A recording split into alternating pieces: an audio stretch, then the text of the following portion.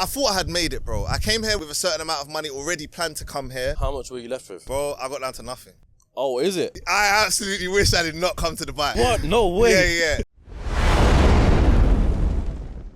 Right, what is going on, people? Welcome back to Ceocast, the #1 podcast in the world now for showcasing business entrepreneurship, because as you can see, we are on a yacht. I apologise if you can hear wind noise, but it's all vibes, it's all good. But if you're an OG Ceocast viewer, you would know that on the very first episode, or one of the very first episodes, I think it was number 7. Yeah. Number 7, we had my guy Trist. Whoa, that was scary. That one went for a write-off. That was scary. Trist, you were one of the very first people on Ceocast. Yeah, man. And now you're out here living in Dubai, living your life. So I thought, you know, it's only right that we have you back on after a long time, like a part 2 almost, see where you are in life, see what's going on, and take it from here, bro. Before we get into it, make sure you subscribe and set the bell notification to all so you never miss a single episode.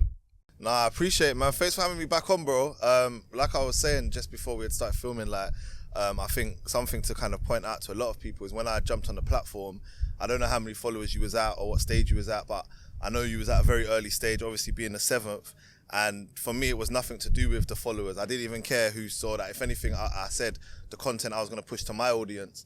And I think a lot of people, like nowadays, we focus too much on that because you can overlook quality just thinking about clout. I think if people actually realize that, bro, you was amazing at what you did then, which is why you're in a position now.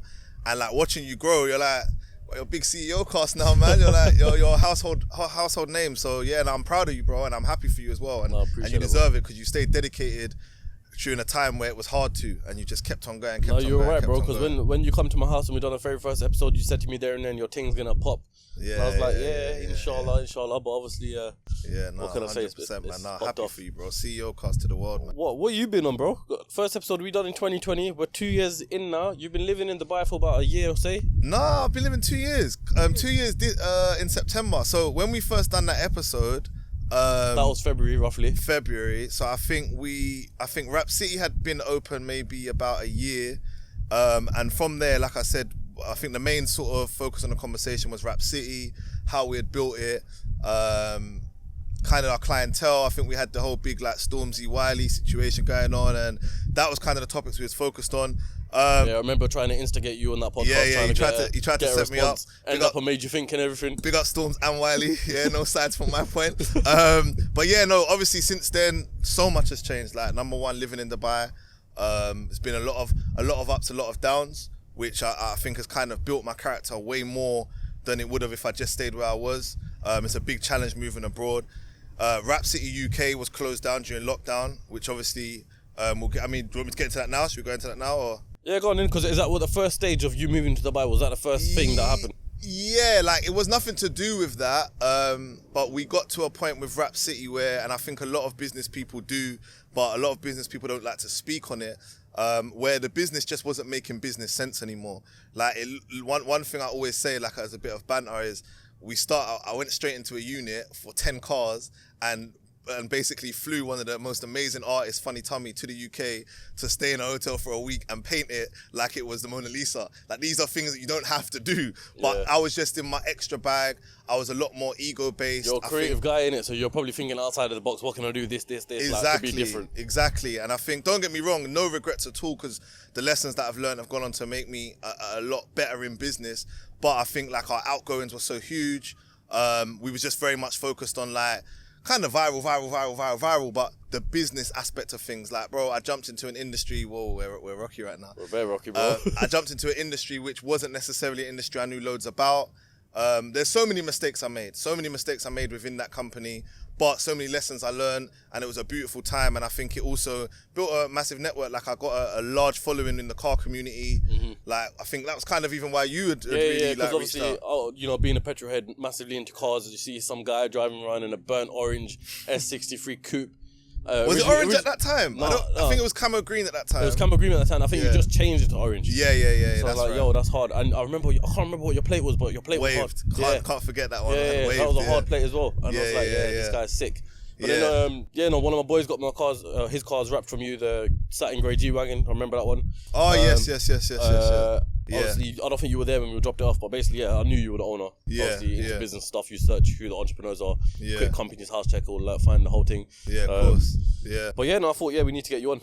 Yeah, like there was a. In fact, you know what, for people, if you ain't seen the first episode or don't know who Trist is, thoroughly.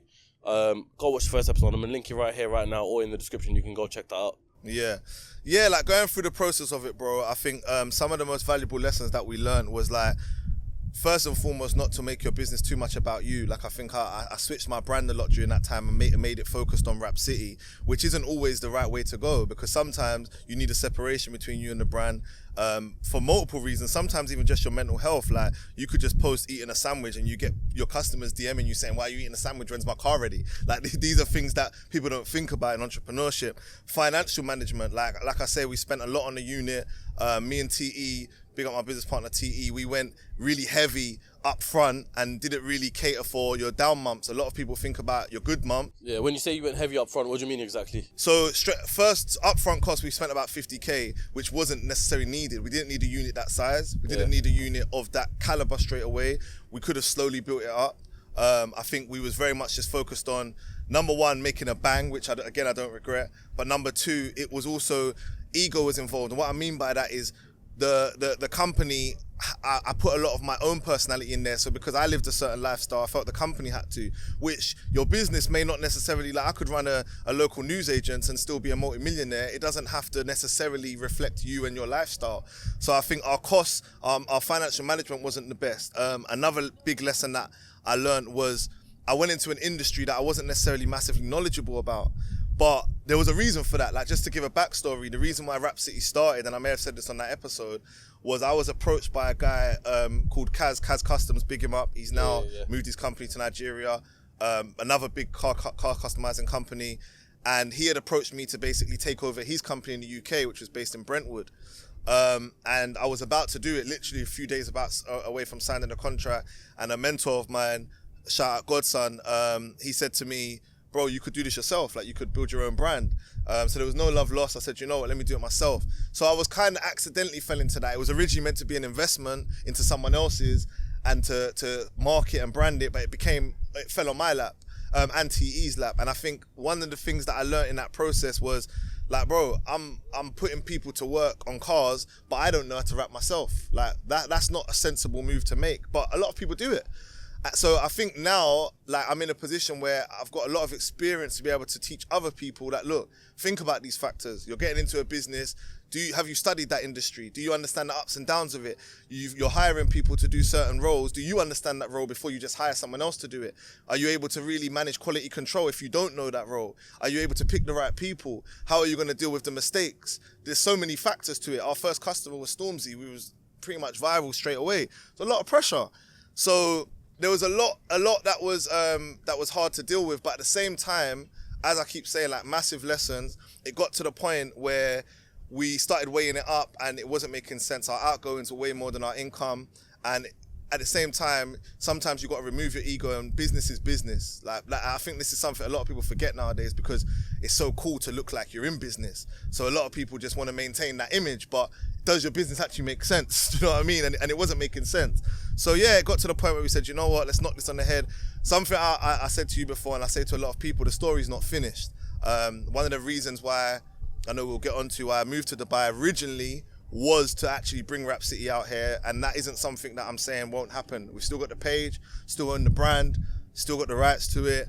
So I'll say no more on that one. The story's not finished. We don't know. Only God knows what's coming next. Yeah. This episode is brought to you by Lord Timepieces. Now, if you've been watching Ceocast for a while, you would know that over the years I've been wearing these Lord Timepiece watches. They offer some of the most comfortable, luxury and affordable watches that you can wear anywhere. I'd literally wear them when I'm going out and about, meeting VIPs, or even going on holiday, or even when I'm working. So if you want to get yourself a nice luxury watch without breaking the bank, make sure you go to lordtimepieces.com and use the code Ceocast for 10% off plus free shipping. They've got a huge, vast collection of watches, and I'm sure you'll come across one that suits you the most. So once again, go to lordtimepieces.com, use code Ceocast for 10% off plus free shipping. We all do love a bit of free shipping, don't we? So obviously, like you said there, yeah, you were heavy into marketing and branding, and that's why your mentor Godson told you, listen, you could do this yourself, build a brand. Yeah.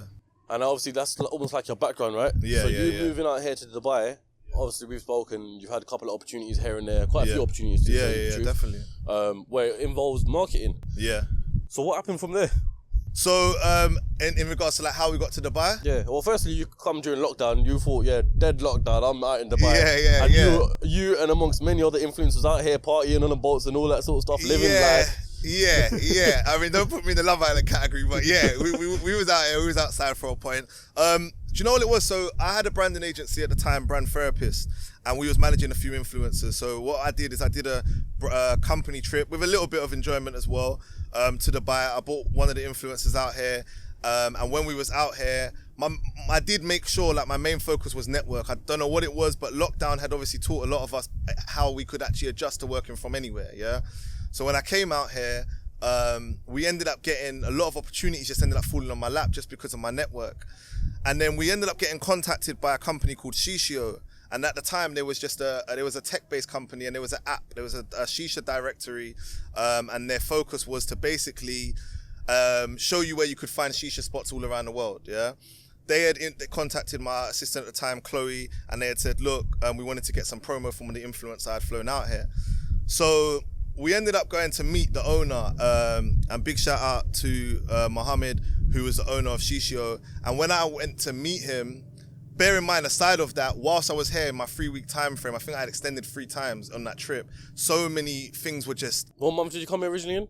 July, I think. Don't quote me. June or July. Yeah. But what I found is that so many doors were opening so quickly. Like in Dubai, everyone was like you'd get a message, you'd be like, okay, meet me in my office, bro. Or I'll be there tomorrow. I'll be there now, a few hours. And I loved that. It was just go mode. Everyone was just ready to, and there was no ego or pride. It was just safe. It was like, and the entrepreneur vibe that I was on, that I was trying to kind of force in the community I was in the UK, was already here. Dubai was catering for you, basically. He was catering to my needs. Yeah. So ended up meeting up with Mohammed, and when I met with him, straight away we hit it off. Like, this is one of my best friends till this point now, since this day.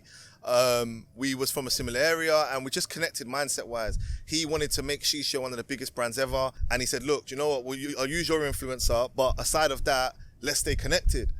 So when I was out here on my last day, I went to go visit him, and when I went to visit him, he was just like, bro, look, like, whatever you want to do or whatever your dreams are, is like, I've seen your journey a little bit, like, in this time. He hadn't seen me so much before then, but we had a lot of mutual friends. He was like, whatever you want to do, like, just go for it, man. Like, I'm kind of saying, look, I'll back it, I'm with you. Like, yeah. you wouldn't be coming here alone. I'm already here and my seeds are planted.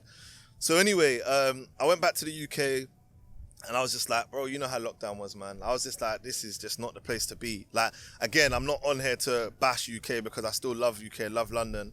And it made me the person I am. But at the time, you know how it was. We didn't know when we was going to be back outside. It was very doom and gloom. So I have this opportunity in the back of my mind in Dubai, and I'm coming back to UK. And the day I landed, it was just like, wow, what a difference. And having someone who's like successful and doing their thing and a similar mindset, anyone would jump at the opportunity. Do you know what I mean? So we started talking every single day. And it got to a point where one day he called me, and he said to me, like, he called me and he was like, yo, bro, he's like, I've just seen a unit in Dubai Marina, and he's like, I think I might get the unit. And I was like, okay, sick. Like, yeah. He was like, I think I might get it and make a lounge, and then that way we can push the app through the lounge. And I was like, sick. And he was like, what do you think? And I'm thinking, bro, So what, Shisho's own lounge? Shisho's own lounge, yeah.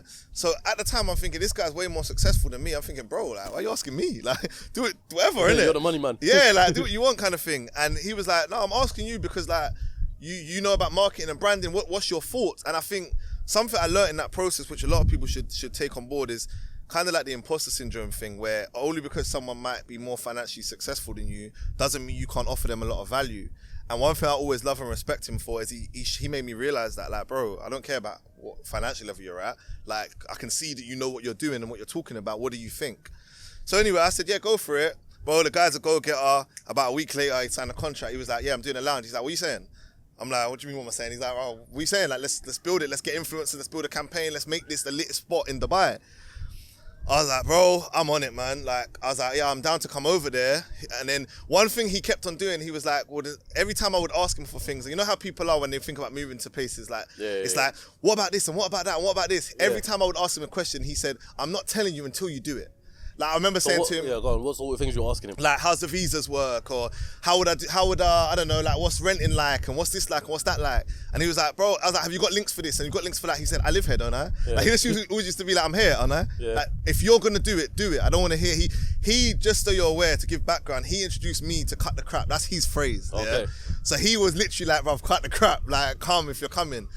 So about 6 weeks later, bro, it didn't really make a lot of sense. I didn't really think about it. I didn't plan nothing.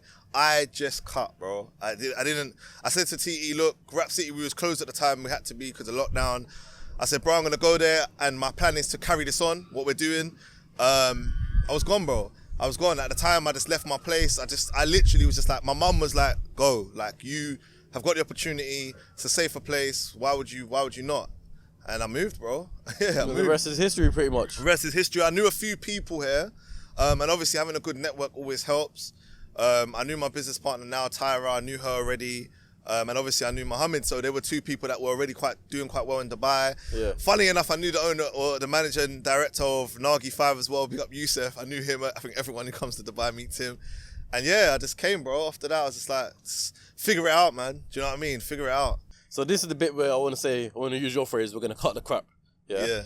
Because like I said, you were living life when you come here, yeah? Living lavish, I saw your stories and everything. You're out here partying, you're out here going this place, that place. Yeah. New boat every day. Yeah. New beach every day. Yeah. Like, you're living tourist life for like 2 months, 3 months straight. Yeah, 100%. Which can be draining mentally. Yes. But also, let's not lie, very, very, very financially draining. Yeah. Because when you're living in Dubai like that, your pocket's got to be deep. Yeah, right? 100%. So when you were doing all that, what was your whole mindset like, your whole process like of everything you were doing then? Good point. Like, and even the fact you've addressed that, like, Because obviously, what I want to say is right now you pretty much live like a resident. yes, 100%, normal life. which I think is key. Yeah. When I first come here, like, people who were following me saw, like, I was very loud. For those who aren't aware of me, I was very loud. I was not loud in an arrogant way. Just enjoy life. Now I look at it, though, I do think a little bit cringe, a little bit arrogant, but, like, Rolls Royce for a couple months, penthouses, this, that, and the other. And I think, and like you're saying, cutting the crap, like, I learned some harsh lessons. Like, during my time, not straight away, but during my time being in Dubai, I felt absolutely flat on my face. I'm just going to ask you that quick one. How much did the Rolls Royce cost for a couple of months?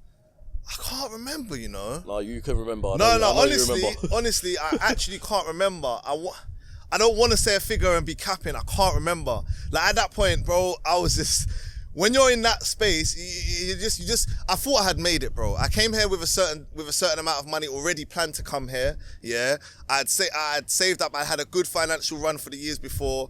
I came here thinking, boom, and a lot of the people around me. Again, you'll hear me mention M.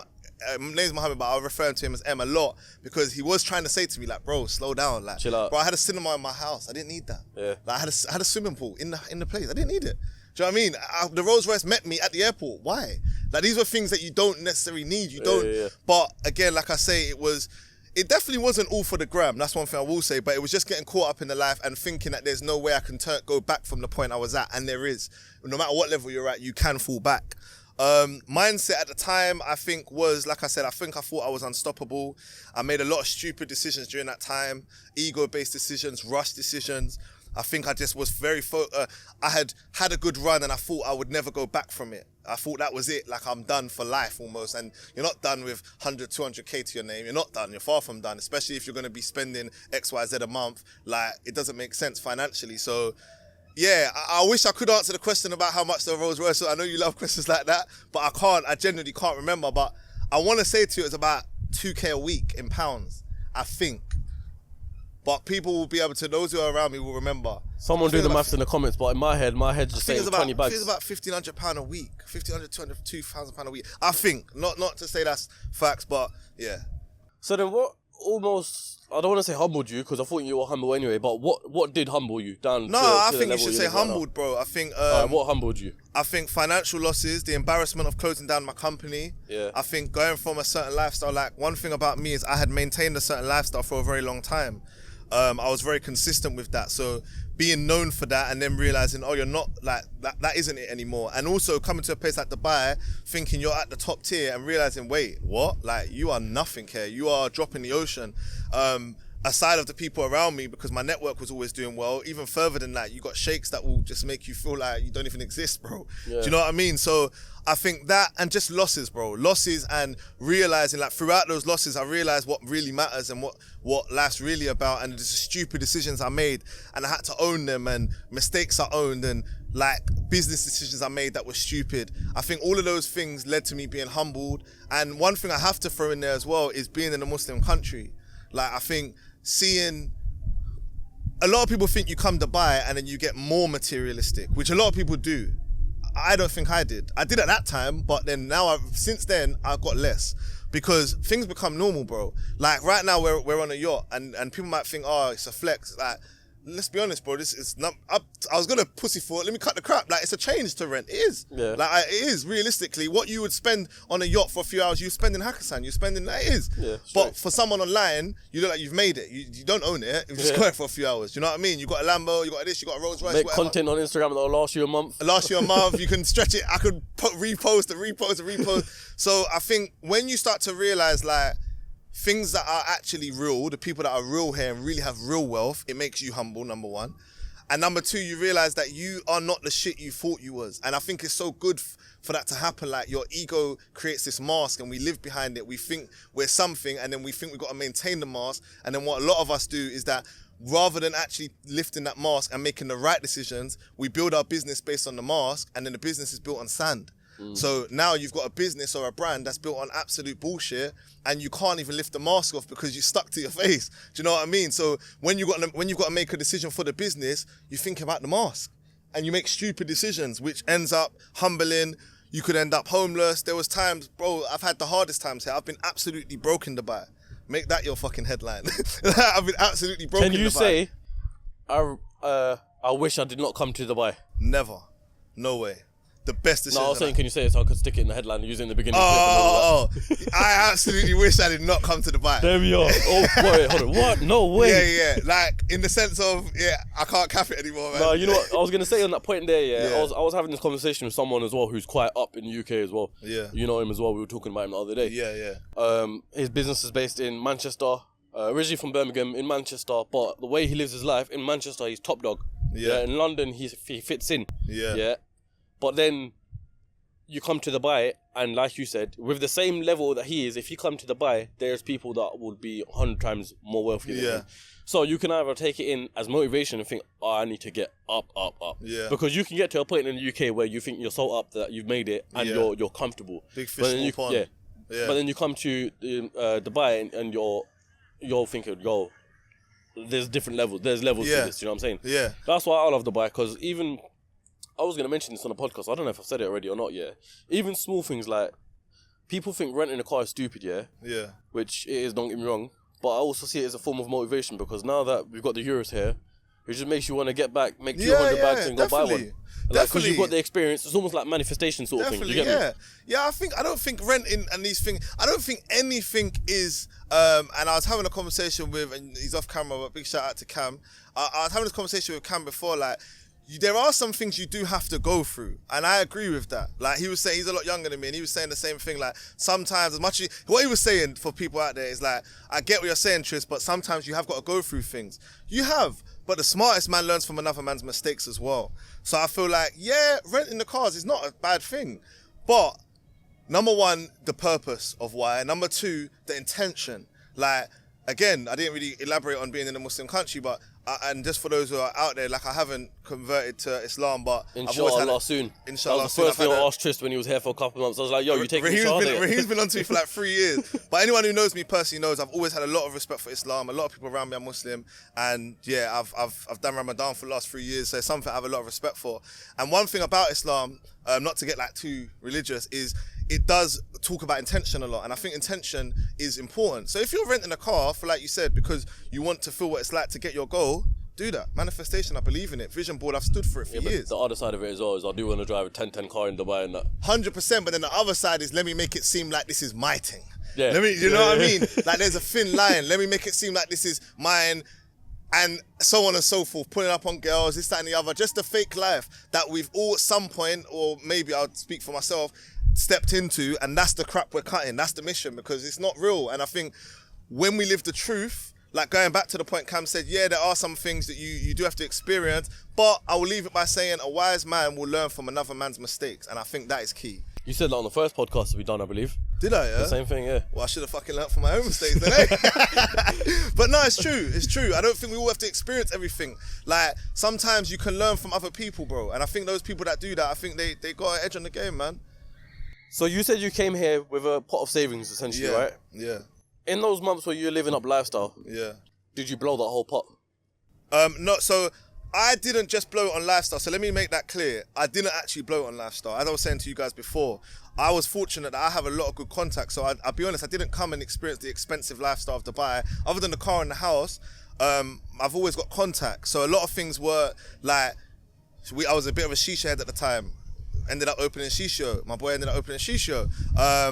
Clubs. I ended up opening a events company here, Dubai Connect. So I ended up having good contacts for clubs. So what happened was a bit of lifestyle, but my main expenditure was on my losses. I had a lot of losses back home with my businesses and a lot of things that went wrong. I even ended up getting involved within a legal situation, which I won't go too much into, but was a bit of a messy one, yeah?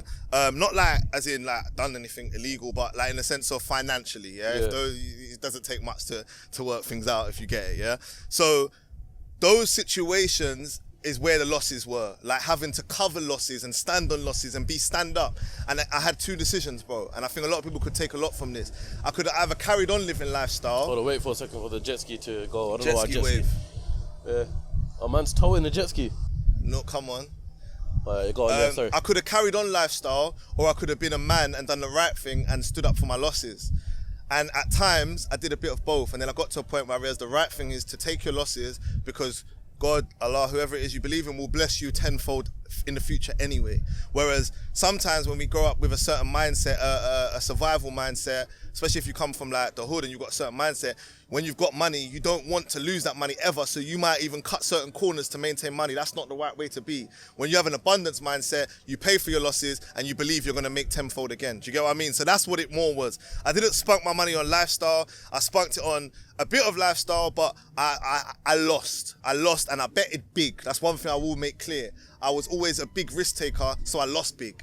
And the losses nearly took me out of the game. Yeah, completely. Let me make that clear. So you're saying take you out of the game. That pot of savings that you had, essentially, after those L's specifically there, by the end of it, on a percentage level, how much were you left with? Bro, I got down to nothing. Oh, is it? Nothing. I got down to nothing. No cap. And you were still living out here? Still living out here. How are you affording that? I'll give you a couple maintenance tips, yeah, for those who are going to come and think sensibly. I cut everything down. This is why Cut the Crap is so, it's not this, I'm not just trying to plug a brand, like it means a lot, it's sentimental. I cut everything down. Can I ask you a question, yeah? Go on. Just to interrupt you. Go on. When I was here last time, we didn't link up, but obviously you were out here. Was it during that time? 100%. Remember what I said to you? I said, bro, I'm not in a good place. I was in a terrible place. Me, bro. I was not unlinking Raheem, man. I couldn't afford to link you, bro. Leaving my house cost money. Like, no cap. It costs money. Like, I feel like it's so freeing for me to start saying these things. And for anyone out there who's going, because, bro, everyone's going through losses right now. See that right now? I'll look in the camera, bro. Everyone right now is going through a loss somewhere. But a lot of us, we try to forget it, or we think it's not cool to talk on it. The difference was, and at that time, it wasn't cool for me. That's why I didn't want to see no one. But leaving my house costs. It costs money to leave your house. It costs money to live, man. So to go back to your question, like, I cut the crap back. There was a time where I just about was living in my place. Bro, I had landlords on my ass every single month at one point, bro. I could just, luckily, and big up M always says this to me, like, he's runs a tech company and also obviously lounges and also boxing gyms here, Fit Box Gym, yeah? Very good entrepreneur. And even see, being next to someone who's very successful and seeing them humble themselves is a massive lesson, because we think humbling is a broke thing, but it's not. It's a smart thing.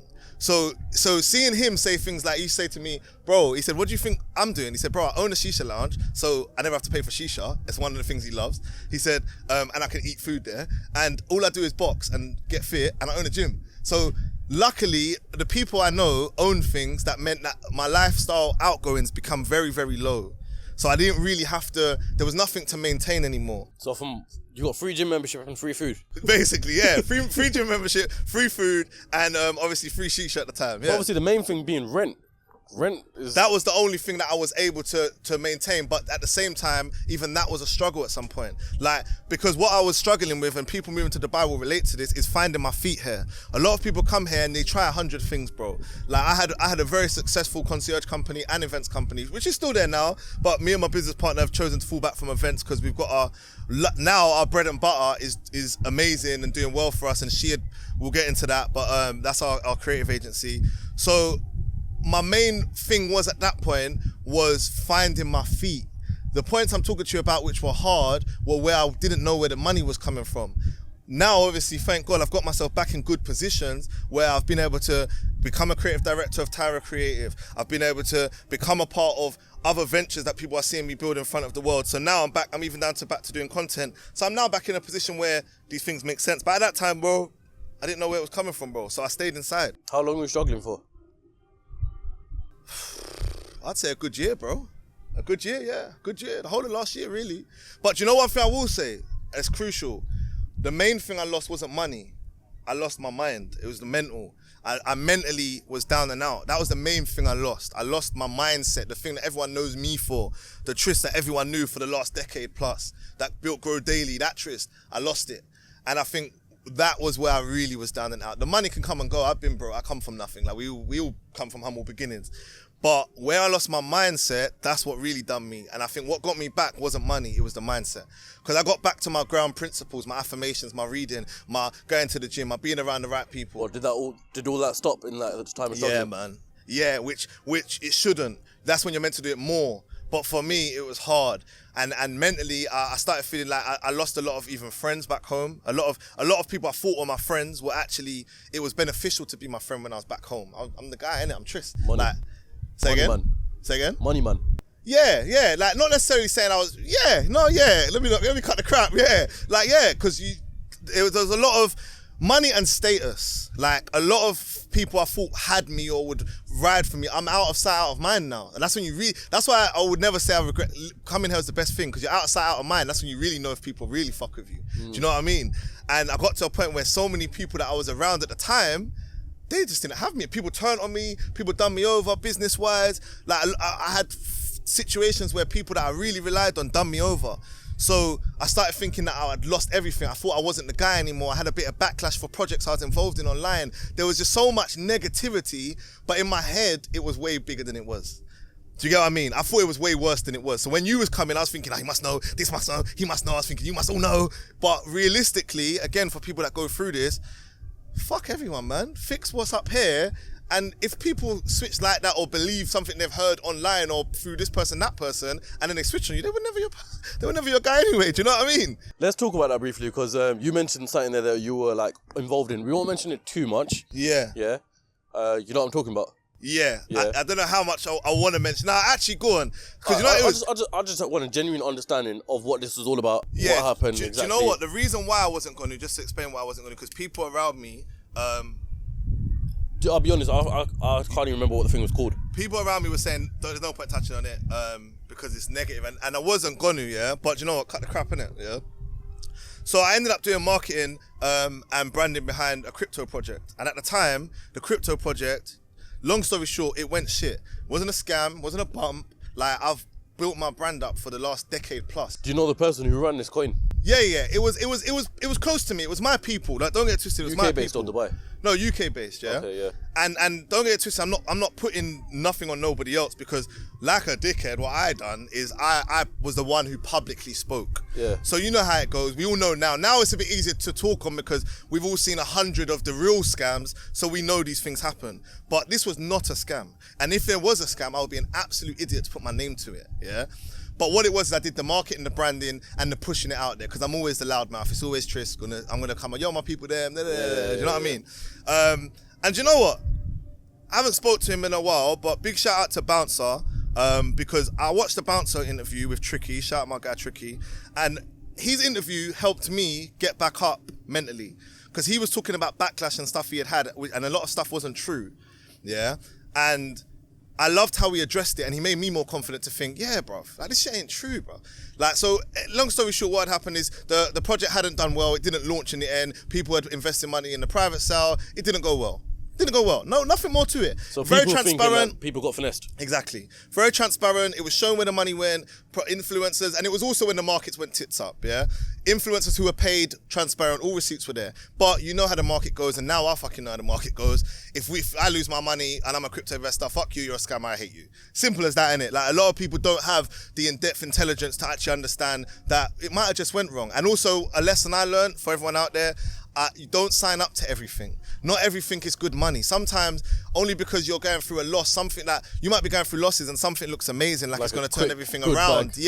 But that could actually backfire and it could damage your brand. Now, luckily, I've built a brand for so long that it wasn't built on sand, it was built on strong bricks. So I'm here to still be able to tell the tale. But if I was new to this industry, that might have finished me. Do you know what I mean? So this coin, when it came about and landed on your table, was that the point of when you were struggling?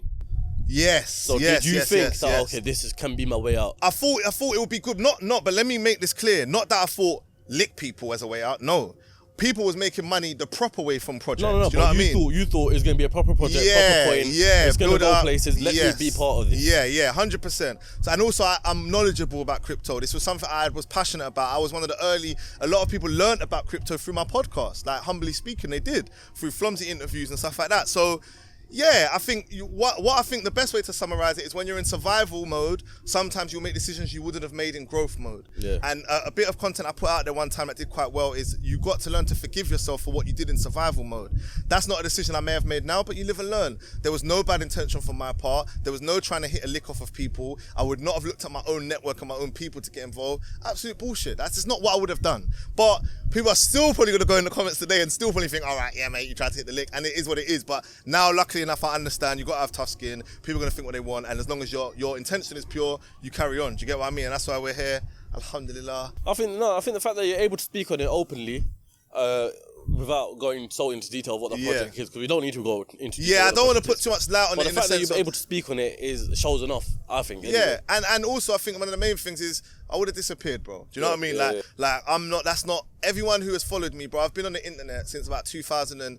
Well, technically, back in 2008 and that. But if we're talking about social media... Yeah, Trist is that old, people. Yeah, I'm that old. Yeah, I'm that old. 31 for those thinking. But no, in the social media era, I was very early on. Grow Daily was early on. I've documented my journey early on. I'm well networked. I'm not someone who you can make up this story. Like, it's there. Do you know what I mean? Yeah. Oh, you got everything there. Started. What's the first thing? Grow Daily. Grow Daily, yeah. Grow Daily. So that's still going now. That's my personal development platform. Yeah, I see you pushing it again. Yeah. That again. Even that, I fell back from that because I just felt I got imposter syndrome. I made people's opinion on me. I started believing it. Only few, but I started believing it, and I started thinking I wasn't worthy of these things. I'm thinking I'm not the leader. I'm not worthy of that because I've taken losses. I shouldn't be doing webinars and seminars. That's absolute bullshit. Yeah. I probably got more value now because I know what it's like to lose a company and build it back up. I know what it's like to make hundreds of thousands of pounds and lose it again. You get more value from the losses, and that's what I think. That's what Cut the Crap's about. You see these subtle little marketing tactics I'm doing throughout there. So what's the truth of like living in Dubai? Obviously, I've mentioned to you that I would love to live in Dubai. Mm-hmm. It's a vibe. Look at where we are right now. You got Zero Gravity over there playing music. JBR behind you. Yeah, lovely. Shaan behind me. Nice, lovely. And people who've been to Dubai, they already know. If you haven't been to Dubai, make sure you come to Dubai. But anyway, yeah, I want to live here. Yeah. What's my costs look like? What does the life look like? Obviously, I know you mentioned how like lifestyle and all that sort of stuff goes. Yeah. The reality of it, how much do I need per month? I want to know all this sort of stuff, so I'm prepared, basically. And I think for people who also want to move to Dubai, it would be good for them to know as well. The first thing I'll say is not, there's many ways to skin a cat, as they say. So I won't say there's one rule that fits all, yeah? Because everyone will come and live different lives. I'll give you tips, though, on how to survive in Dubai. Because that's one thing I can say. First and foremost, it's very important to come here and adjust to the normal life as soon as you can. Get out of tourist mode, yeah? A lot of people get caught up in the Joneses here. So it looks like everyone is lit here, yeah? Even during the times I was going through the losses, like, people probably thought it was amazing because I could still jump on the yacht. Of course I can, because it's my friend's birthday. Of course I can. It costs nothing. Like, it costs nothing to snap the marina. It's nothing. Do you know what I mean? These are free. It costs nothing to go to a beach club.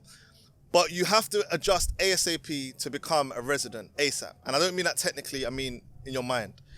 The things to sort out that are priorities are visas, work visas. If you know people with businesses, that's a way. If not, if you've got jobs here, that's a way. A lot of people think just come here and work in real estate or become an aesthetics nurse and you make it. No, real estate is hard.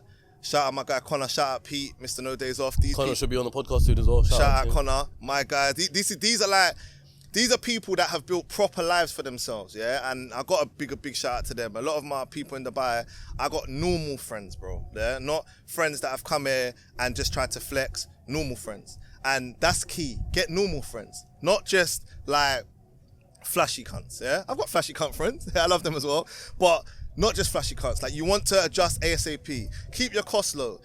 Come here thinking about 3 to 6 months of expenditure at least, I would say. Just my advice from my lessons, yeah? Try to not eat out as much. Like normal things that you do anywhere.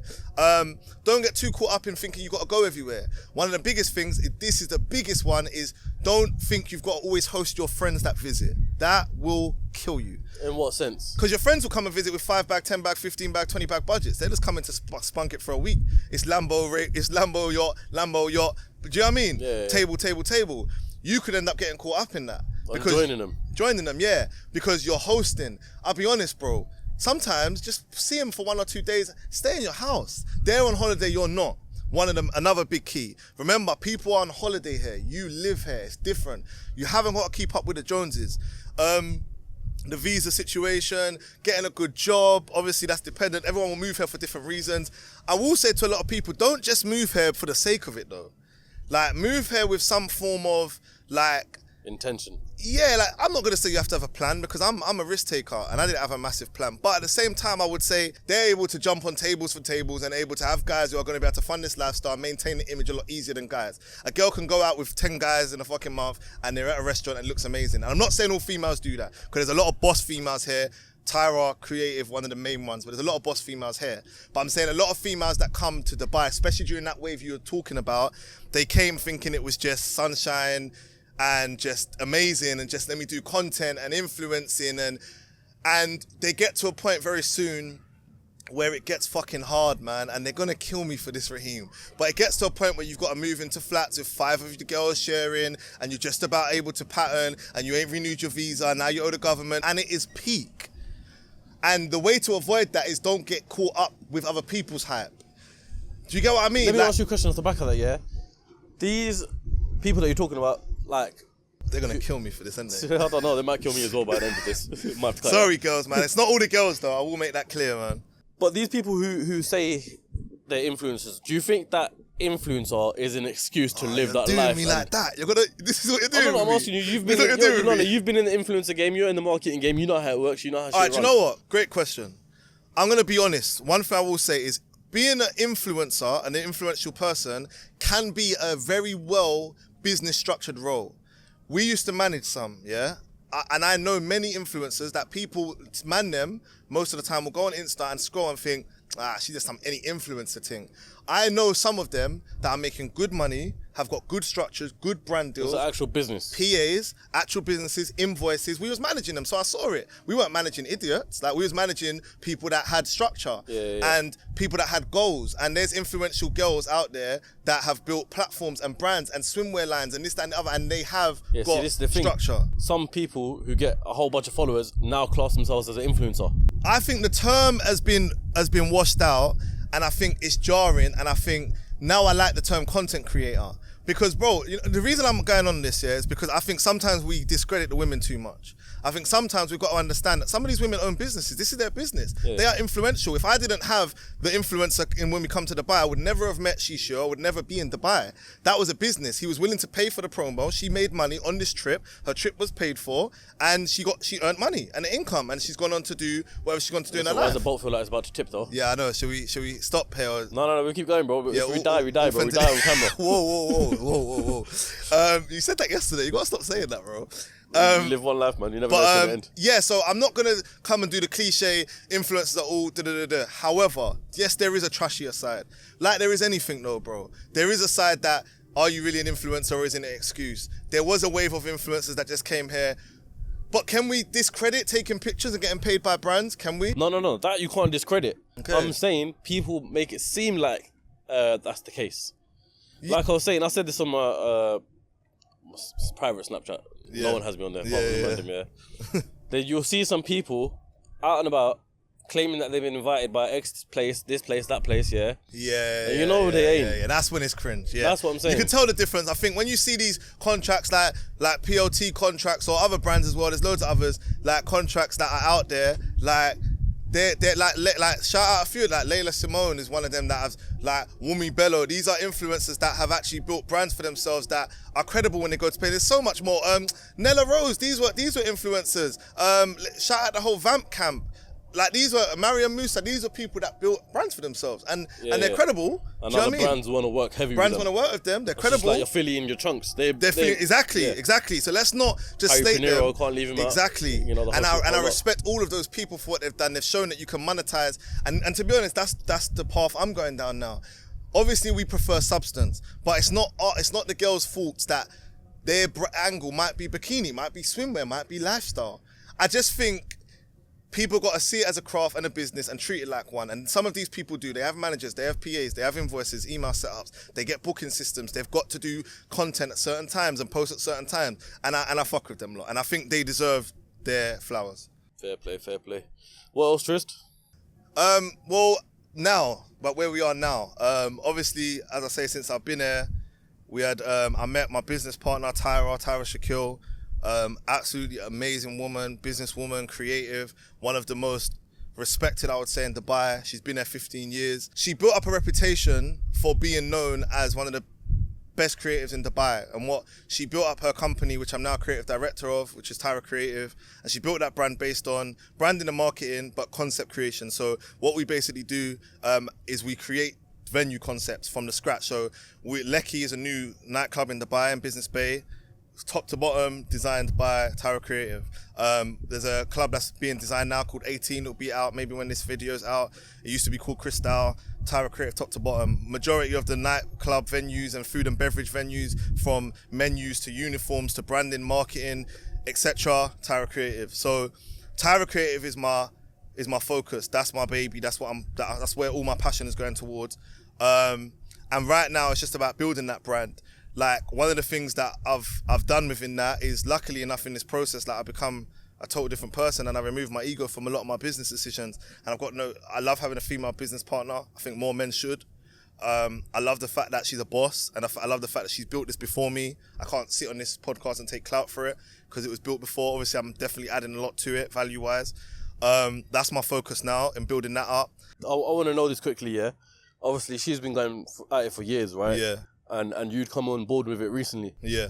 What was your sales pitch to her to say, yeah, let me come on board? Because obviously you probably would have had to sell yourself and say, this is what I can do. What did you say to her? Do you know what? Luckily enough, bro, what it really was, so when I came with Brand Therapist, me and Tyra had been best friends for about a year and a half. She helped me so much here. Amazing person. If it wasn't for her, I might not have been here.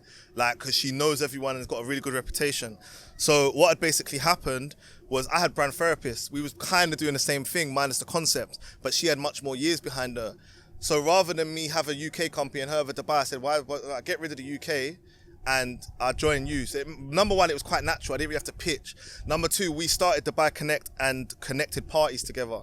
And we raised the bar in Dubai for nightclub branding and marketing. Yeah, not a cocky comment, this is documented. So we started showing how to really market brands in Dubai together. So our chemistry was natural. Those who have followed me, see you on my podcast, it was natural. And I got to a point where it was when I started getting heavy into Web3, and she wasn't really knowledgeable about Web3. So I started teaching her about Web3, and then we started marketing for a Web3 project called Meets Meta. That's where it became like, you know what, you might as well come on board and deal with the metaverse marketing and the Web3 marketing clientele. And then now, obviously, we've just gone on, and now I've been involved in other brands with her. And yeah, the rest has just become history. Like, a lot of people think you can't have friendship in business. I think sometimes it's the best, to be honest. Because, as I said, it's my best friend, able to do business with her is easy as anything. So yeah, there wasn't a pitch as such, really. Just kind of naturally flowed. Naturally happened like that, fair enough. Yeah. What else you got going on? You said you're going to bring back Rap City out here, innit? Yeah, so for now, I won't talk too much on Rap City. I think what I will talk about now, which is kind of like... Let me tell you right now, people, that's his way to do a part 3 later on in the future when Rap City's here.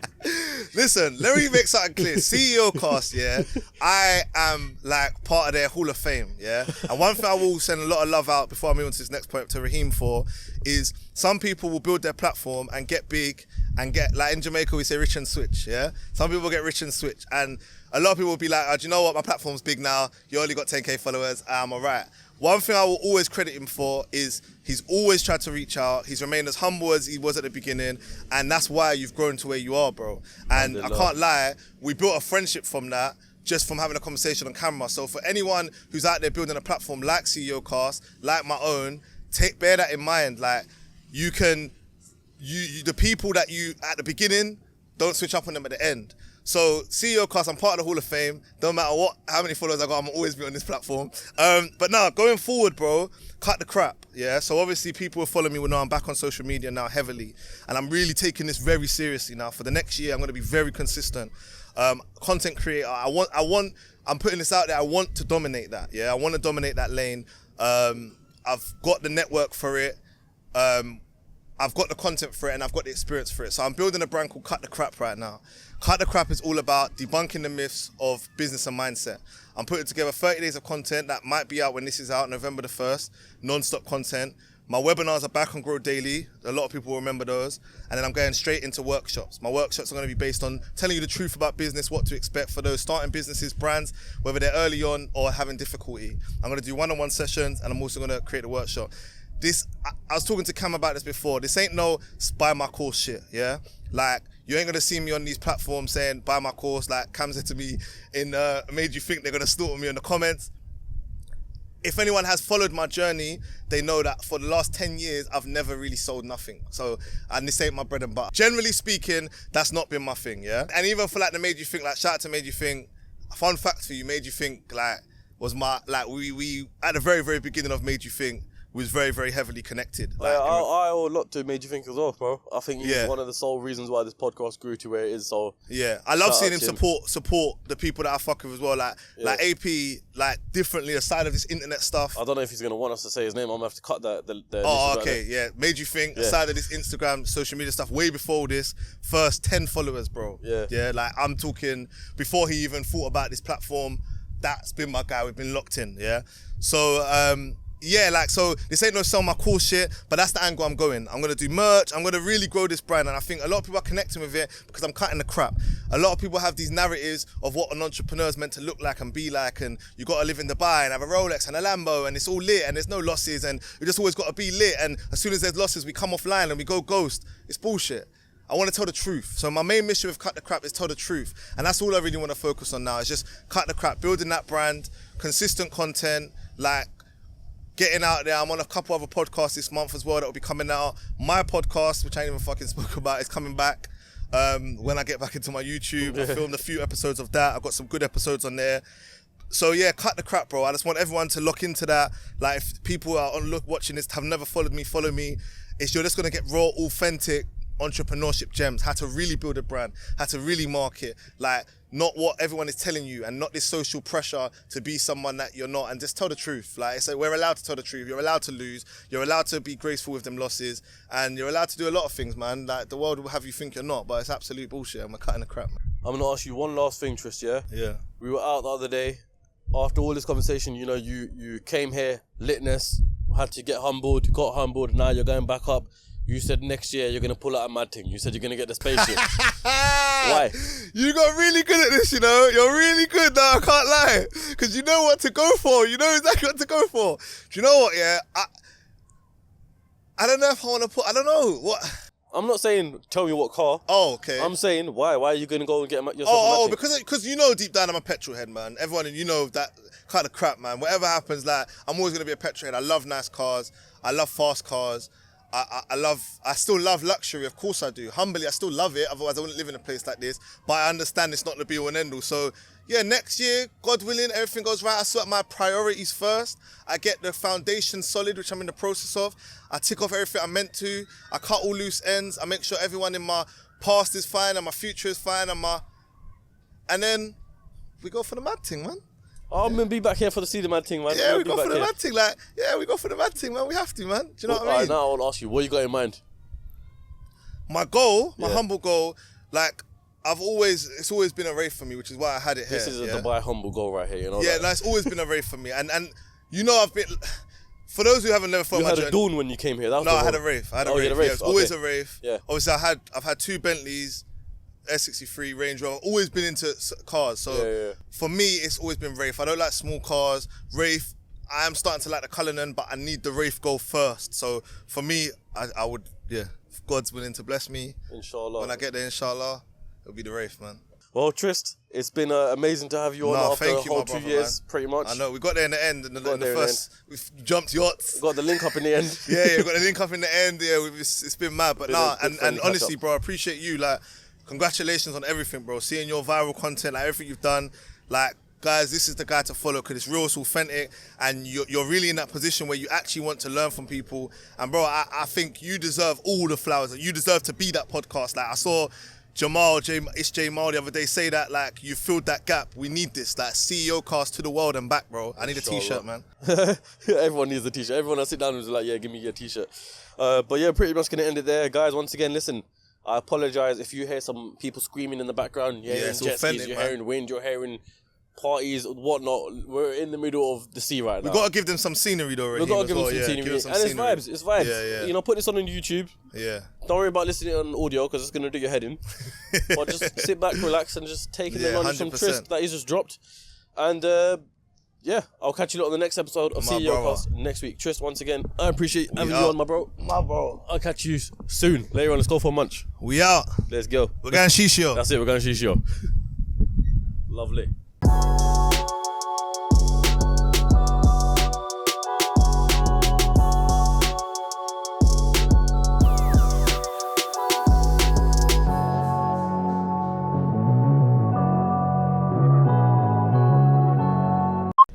Bro, what's he doing? We're currently having some technical difficulties. The driver of the boat is just doing circles for some reason, but I think, you know what? Brother, we've just started now. You've been moving around, we've just started now. If I have to pay you for half an hour, I will pay you, but we're starting now. Live right now in a movie, so everything is going literally, a bit I crazy, mean, if you lot are getting pissed off with the audio quality and everything else going on around us right now, bear in mind, we are literally in the middle of the sea. There's a jet ski just driving past Trist right now. Yeah, it's mental. Boats everywhere, Yeah, it's mental. planes taking off, people doing skydiving, like it's just mad. It's mental. But you're not gonna have to survive through this one. Oh shit. And that happens as well. Oh, this is insane. This is, you cannot plan this. This is mental. Let me talk to this guy, bro. This is like, we're actually trying to film a real life movie now. I feel like Do you know what I'm thinking Tom Cruise in Mission Impossible in that. Yeah? Alright, so basically, I think this episode is coming to an end due to the fact that, well, quite simply, it's too noisy. We tried to do a podcast on the yacht and it didn't work out, but sometimes these things happen and there's nothing you can really do about it. The settings are looking beautiful and everything. You can't make this up. Look, watch. Is it there? Yeah, look at that. See that? Live in the flesh.